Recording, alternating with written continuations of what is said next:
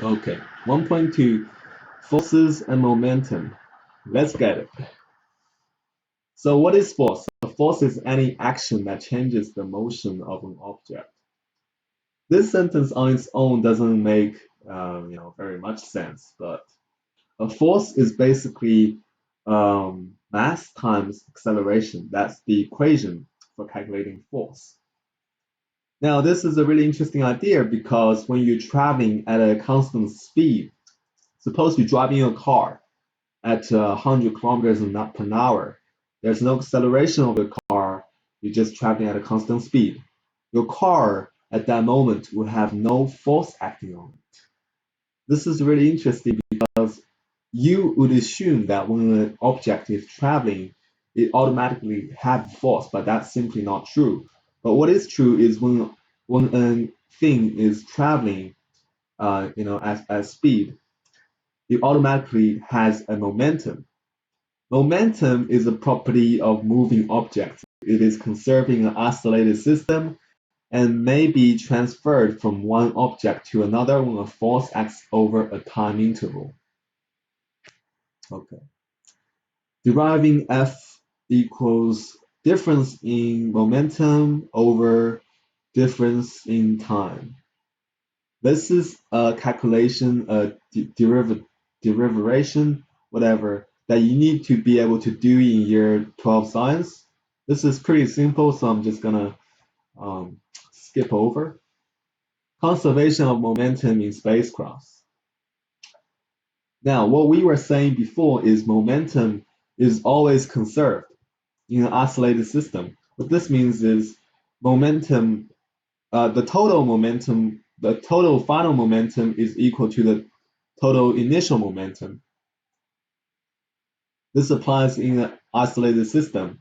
Now look at this spacecraft. Suppose we're in space, right? Suppose we take out the launching pad and everything. The spacecraft is perfectly stationary in space. Just not even floating around, just stationary in space, not moving. The total momentum of that spacecraft would be zero because there is no movement. But say now the spacecraft accelerates upward.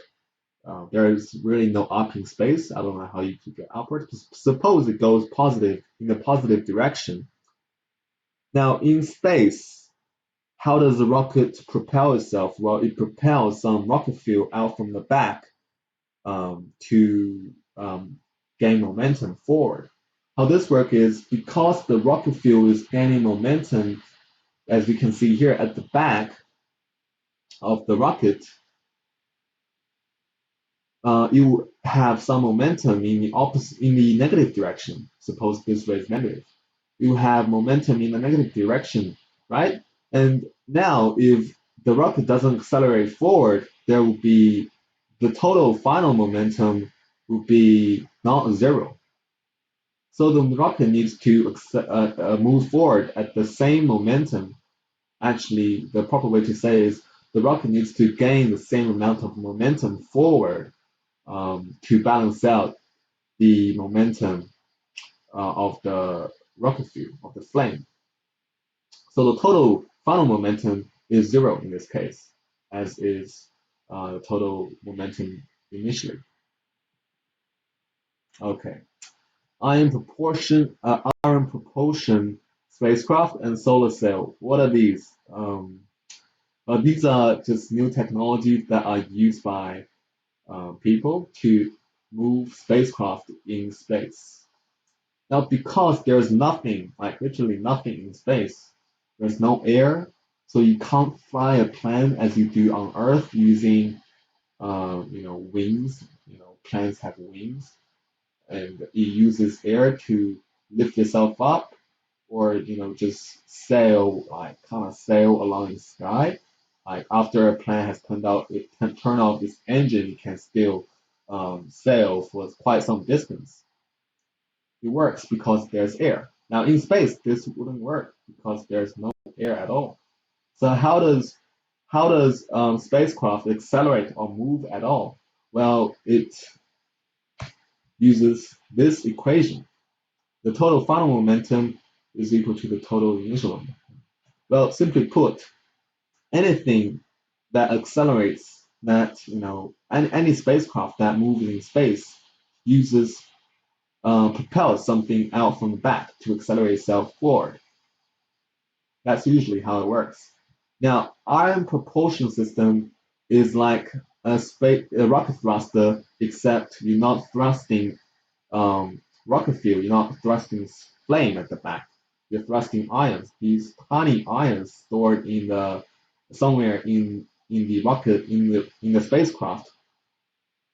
These gain momentum to the rear of the spacecraft, work somehow like just a regular rocket.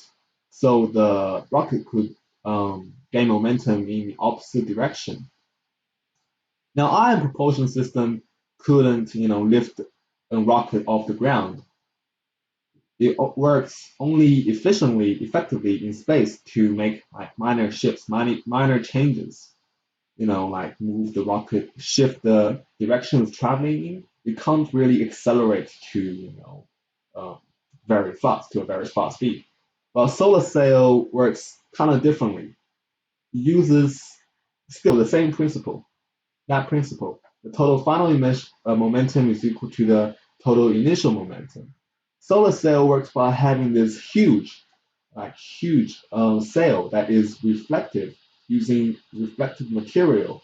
So when light hits it, um, light reflects off from the material.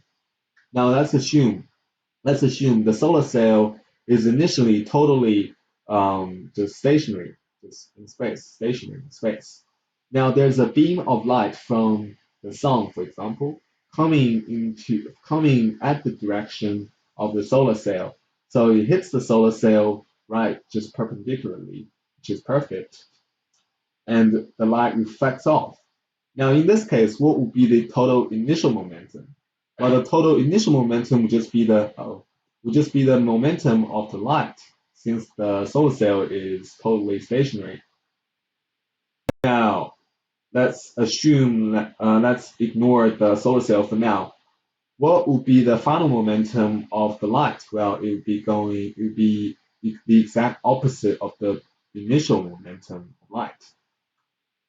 Now, in this case, how do we balance this out, right? How do we balance this out? What do we add to this vector to make it as that?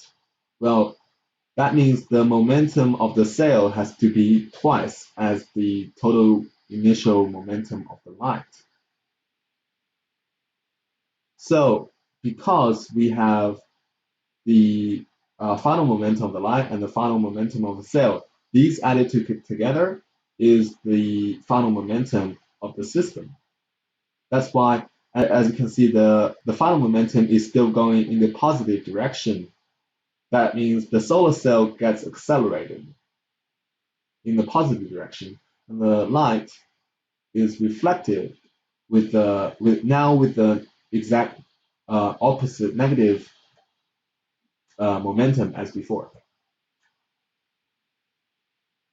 And if you leave this solar sail in space for long enough, for a really, really long time, the amount of sunlight um, hitting the solar sail will eventually accelerate the solar sail up to a incredible amount of velocity, because um, all the momentum from the light hitting it will eventually build up to an incredible speed. But what's the disadvantage of having a solar sail in space instead of a rocket, a space fuel thruster or ion propulsion thruster? Well, if, for example, you're getting further away from a star, the solar sail couldn't accelerate anymore. Let's say if you are near a star all the time, like if you're very near to a star, the solar cell will be very effective in accelerating without actually propelling something out from the back. Well, these two are just some of the technologies that we need to know, and this is also very important. Well, that's everything for Unit 2. Have a good time. Enjoy the holiday. Peace.